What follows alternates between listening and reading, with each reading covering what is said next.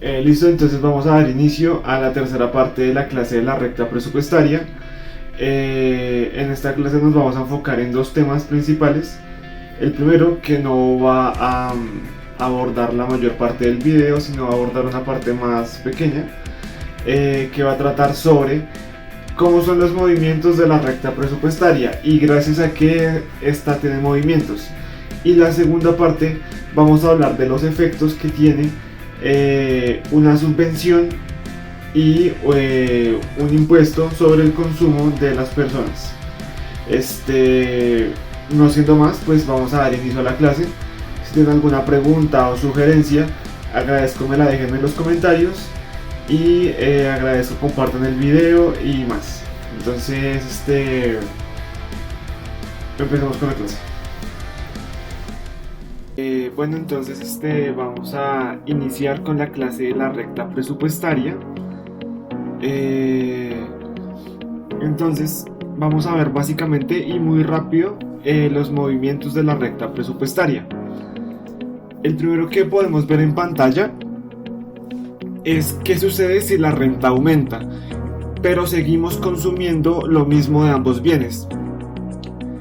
Seguimos consumiendo el mismo tipo de bien o los mismos bienes. Entonces, ¿qué sucede? Pues que la recta presupuestaria tiene un movimiento paralelo a la primera recta hacia arriba. Es decir, podemos aumentar nuestro consumo de todos los bienes. Digamos un ejemplo de la vida real, pues sencillamente es que tú como trabajador ganando digamos el mínimo, vas a ganar dos mínimos, pues en teoría aumenta su consumo al doble. El movimiento que podemos ver al lado de cuando la renta aumenta es cuando el precio del bien 1 aumenta. El bien 1 es X, ¿no? Entonces nos ubicamos en la línea roja. Entonces, si el precio del bien 1 aumenta, nosotros como consumidores, si nuestro ingreso no aumenta, pues limitamos el consumo del bien 1. Pasa lo mismo si digamos en la vida real nosotros empezamos a consumir en lugar de papa, yuca. Supongamos que la papa aumenta el precio demasiado y la yuca tiende a mantener su precio, entonces pues preferimos consumir yuca sencillamente.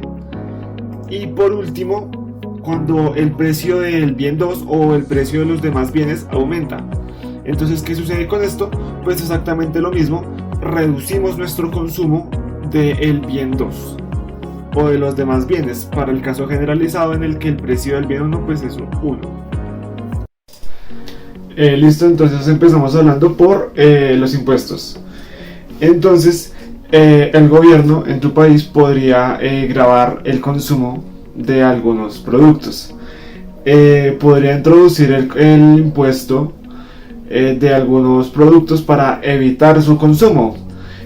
Digamos aquí en Colombia el ejemplo más puntual es que la ley 788 del 2002, que dice lo siguiente: tarifas del impuesto al consumo de licores, vinos y aperitivos y similares, que lo que hace es gravar según el grado de alcohol que tenga el producto. Si no estoy mal, para el caso de Colombia graban 256 pesos por cada grado de alcohol hasta 35 grados en el alcoholímetro.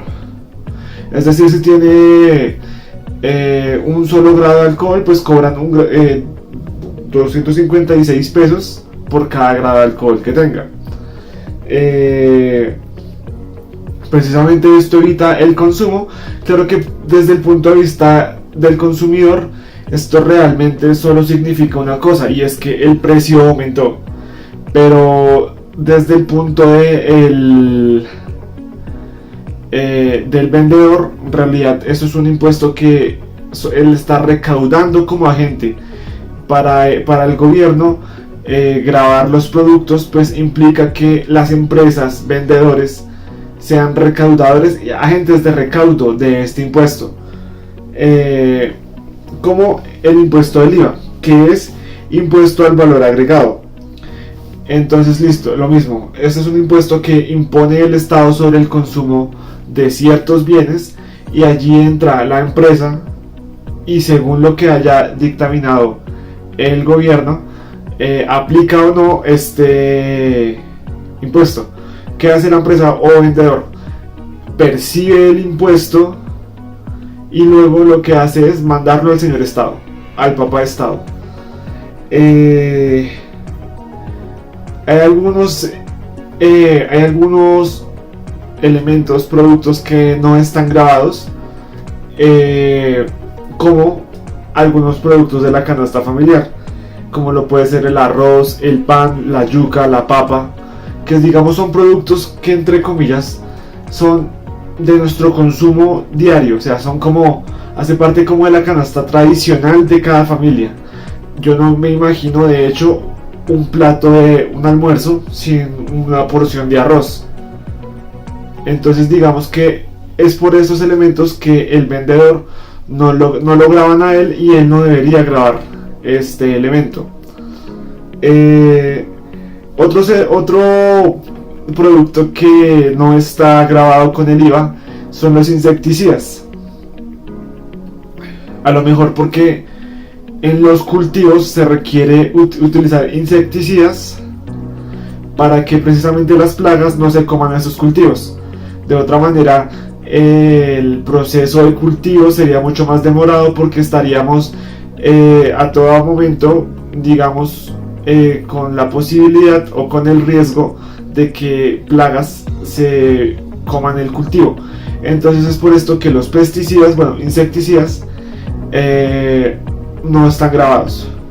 Elementos que sí están grabados son calzado, servicios de televisión y telefonía, y los productos para la higiene.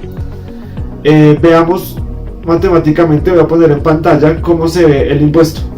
Entonces imaginemos primero que P1 es el precio del producto sin impuesto, y lo que hacemos es incrementarlo en el porcentaje que nos está cobrando el Estado por el consumo de este impuesto. Imaginemos que son unos zapatos. Entonces, suponiendo que dichos zapatos cuestan 250.000 pesos, pues lo multiplicamos por el factor 1 más 0,19. Pues en este caso 250.000 es lo que se lleva la tienda de zapatos, y 250.000 por 0,19 es lo que termina llevándose el Estado. En este caso 250.000, el Estado se termina llevando 47.500 pesos. Esto es lo que a la final, ya cuando estén declarando impuestos, el Estado, la tienda tiene que declararle y pagarle al Estado el IVA que pagó el consumidor.